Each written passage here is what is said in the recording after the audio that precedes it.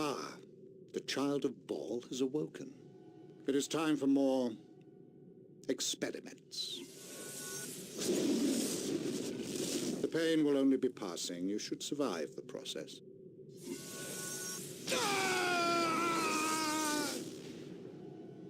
Interesting. You have much untapped power.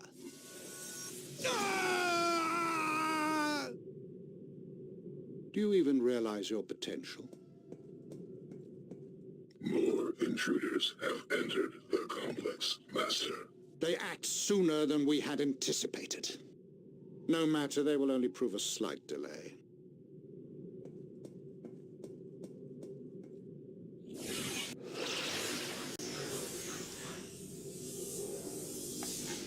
Magnus, a first-generation elven mystic, beaten, bloodied, and bruised, rose to his feet, only to a welcoming, dry, cold, and damp cage.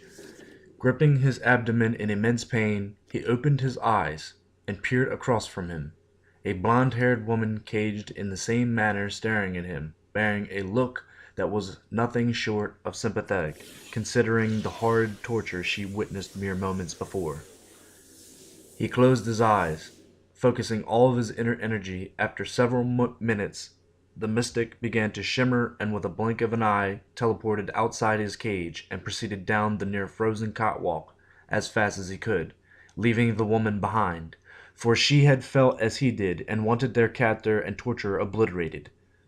If Magnus is anything, he is honorable, and did not wish her death, which would surely have befell her if he had freed her from her self-cage, for he was well versed in magic, as well as their torturer and captor, and Magnus could sense his power was far greater than the world had ever seen.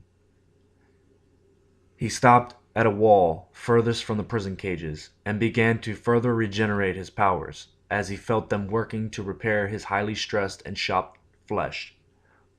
Newly formed large scars pitted his entire back and arms, causing massive pain and stress, yet he made not a sound in the darkness of the lair.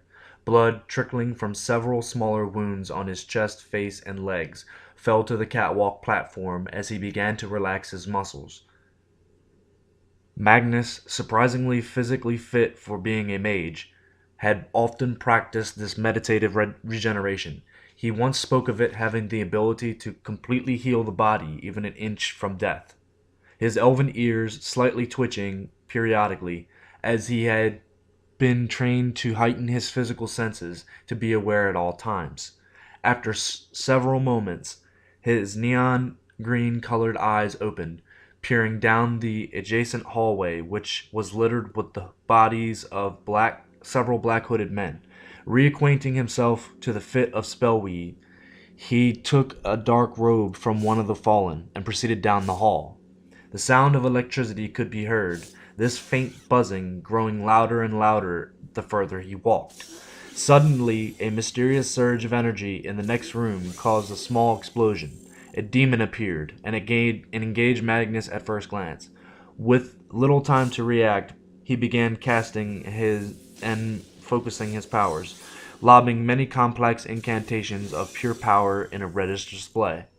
The battles could be heard throughout the lair as more demons appeared, as well as the unnamed captor he had sought to destroy, his torturer appearing and disappearing in and out of the large crystalline cavern connected to the complex.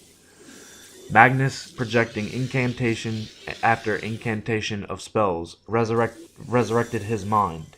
The past, present, and future of alternate dimensions he could now access once more, sent a surge of symbiotic, agonizing pain to his head and mind, causing Magnus to lose focus.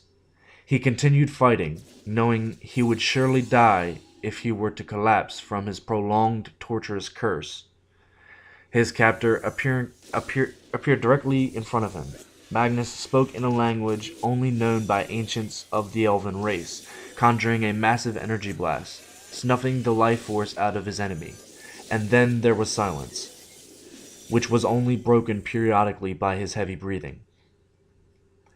He slowly continued onward, straight down a corridor, demons tearing through the barriers of the mortal dimension. All he could think about was getting out of the hellish place he was abducted to. He came to a large room, full of dusty and burned old age tomes, reminding him of his youth, the hours he would spend each day studying and seeking more knowledge. He gathered himself and proceeded past this library. The smell of burning coal and wood plagued the stale air as he came to a forge. The warriors there quickly armed themselves.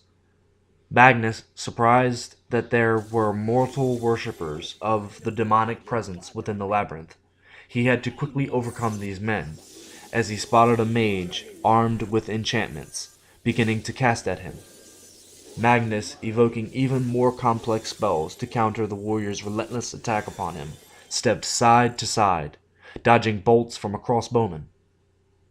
A dark, loud crackle from a bolt of dark lightning punished many of the warriors, splashing blood upon the walls and the floors of the forge. It was quiet again. He shut his eyes for several moments, his face still grimacing in pain from his mind, blood painting his robes as it trickled down the spell-woven cloth. Why did they attack me? Why didn't they just let me go? They pushed you to do it. You had no choice. His own voice inside his head haunted him. He opened his eyes and continued toward what a radiant light, appearing to be the only way out of his captivity.